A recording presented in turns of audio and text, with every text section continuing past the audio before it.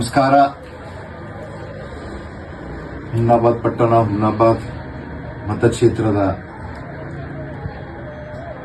ಆರಾಧ್ಯ ದೇವರಾದಂಥ ಶ್ರೀ ವೀರಭದ್ರೇಶ್ವರ ಜಾತ್ರಾ ಮಹೋತ್ಸವದ ಅಂಗವಾಗಿ ತಮಗೆಲ್ಲರಿಗೂ ಕೂಡ ಹಾರ್ದಿಕ ಶುಭಾಶಯ ಹೇಳುತ್ತಾ, ಶ್ರೀ ವೀರಭದ್ರೇಶ್ವರ ಜಾತ್ರಾ ಮಹೋತ್ಸವ ಜನವರಿ 10ರಿಂದ ಜನವರಿ 27ವರೆಗೆ ದಿನನಿತ್ಯದ ಕಾರ್ಯಕ್ರಮಗಳನ್ನು ಇವತ್ತು ನಾವು ನೋಡ್ತಾ ಇದ್ದೀವಿ. ಜನವರಿ 10ರಂದು ಆ ವೀರಭದ್ರನಿಗೆ ಎಣ್ಣೆ ಹಚ್ಚುವ ಕಾರ್ಯಕ್ರಮ ಇರಬಹುದು. ಜನವರಿ 14ರಿಂದ ಪಾಲಕಿ ಉತ್ಸವ, ಆನೆ ಮೆರವಣಿಗೆ, ಉಚೈ ಹೇಳುವಂತಹ ಕಾರ್ಯಕ್ರಮ ಇರಬಹುದು. ಮತ್ತು ವಿಶೇಷವಾಗಿ 25, 26, 27 ಮತ್ತು 24ರಂದು ಇವತ್ತು ರಾತ್ರಿ 12 ಗಂಟೆಗೆ ಕಾಶಿ ಸವಾರಿ ಕೂಡ ಪ್ರಾರಂಭವಾಗುತ್ತದೆ. ಮತ್ತು 25ರಂದ ಈ ಒಂದು ಪಾಲಕಿ ಉತ್ಸವ, 26ರ ಬೆಳಗ್ಗೆ ಅಗ್ಗಿ ತುಳಿಯುವಂತ ಕಾರ್ಯಕ್ರಮ ಮತ್ತು 27ರಂದು ಬೆಳಗ್ಗೆ ಏನು ತೇರು ಎಳೆಯುವಂತ ಕಾರ್ಯಕ್ರಮ ಕೂಡ ಪ್ರತಿ ವರ್ಷದಂತೆ ಸಹಸ್ರ ಸಂಖ್ಯೆಯಲ್ಲಿ ಭಕ್ತಾದಿಗಳು ಬಂದು ಆ ವೀರಭದ್ರೇಶ್ವರ ಆಶೀರ್ವಾದ ಪಡ್ಕೊಂಡು ಹೋಗ್ತಾ ಇದ್ದಾರೆ. ಗೊತ್ತಾ, ಈ ಜಾತ್ರೆಯ ವಿಶೇಷತೆ ಇವತ್ತ ಅಗ್ಗಿ ತುಳಿಯುವಂತ ಕಾರ್ಯಕ್ರಮ ಇರಬಹುದು ಮತ್ತು ಆ ವೀರಭದ್ರನಿಗೆ ಶಾಲ್ ಹಚ್ಚುವಂತ ಕಾರ್ಯಕ್ರಮದ ಬಹಳ ಇದು ವಿಶೇಷತೆ.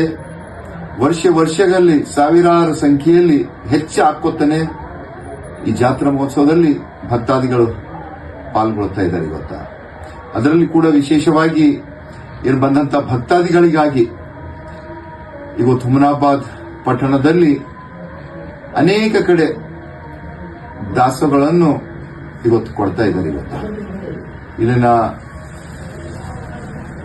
ವ್ಯಾಪಾರಸ್ಥರಿರ್ಬೋದು, ಅಧಿಕಾರಿಗಳು ಒಂದೊಂದವರು ಇರಬಹುದು, ಮತ್ತೆ ಯುವಕರು ಇಲ್ಲಿ ಬಂದಂತ ಭಕ್ತಾದಿಗಳಿಗೆ ಪ್ರಸಾದ ಒಂದು ಕಾರ್ಯಕ್ರಮವನ್ನು ಕೂಡ ಇವತ್ತು ಕೊಡ್ತಾ ಇದ್ದಾರೆ. ಇವತ್ತು ನಾವು ಸೋದರ ಅಂತ ಲಿಂಗೈಕ್ಯರ ಅಂತ ಶರಣಪ್ಪ ಪಾಟೀಲ್ ಅವರನ್ನು ಕೂಡ ನೆನೆಸ್ಕೊಳ್ಬೇಕಾಗ್ತದ. ಯಾಕಂತಂದ್ರೆ ಮೊಟ್ಟ ಮೊದಲಿಗೆ ಇವತ್ತು ಶರಣಪ್ಪ ಪಾಟೀಲ್ ಇರ್ಬೋದು, ನಮ್ಮ ನಾಗಣ್ಣ ಮರೂರು, ದತ್ತಕುಮಾರ್ ಚಿದ್ರಿ, ಅನೇಕ ಉದ್ಯಮಿಗಳನ್ನು ಇವತ್ತ ಈ ದಾಸೋಹ ಕೊಡುವಂತ ಕಾರ್ಯಕ್ರಮ ಪ್ರಾರಂಭ ಮಾಡಿ ಸತತವಾಗಿ ಇವತ್ತ ವರ್ಷಿಗೆ ಹೆಚ್ಚಿನ ಆಗ್ಕೊಂಡು ಹೋಗ್ತಾ ಇದೆ. ಗೊತ್ತಾ, ಇವತ್ತೆಲ್ಲೇ ಓಣಿಗಳ ಕಳೆಯನ್ನು ನೋಡಿ ತಾವು ಎಲ್ಲ ಕಡೆ ಈ ಒಂದು ದಾಸೋಹ ವ್ಯವಸ್ಥೆ ಮಾಡಲಾಗಿದೆ.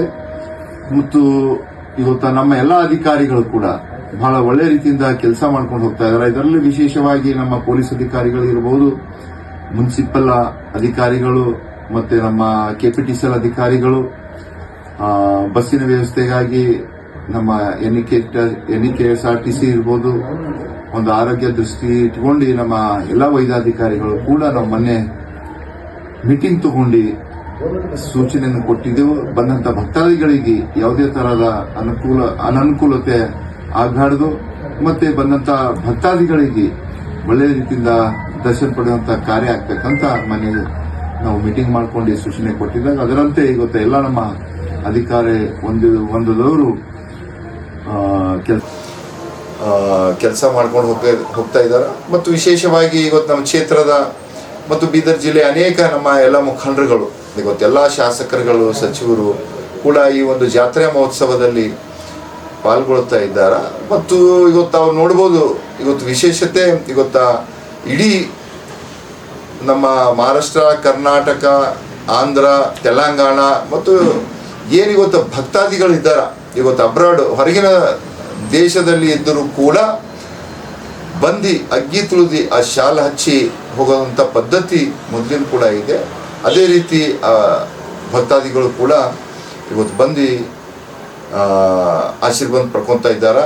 ಇನ್ನೊಂದು ಏನು ಸತತವಾಗಿ ಏನು ಪಾಲಕಿ ಉತ್ಸವದಲ್ಲಿ ಆ ವೀರಭದ್ರಕ ಸೇವಕನಾಗಿ ಸೇವೆ ಸಲ್ಲಿಸ್ತಾ ಇದ್ದಾರಲ್ಲ, ಅವ್ರಿಗೆ ನಾವು ಭಾಳ ಎಷ್ಟು ಹೇಳಿದ್ರು ಕೂಡ ಕಮ್ಮಿ.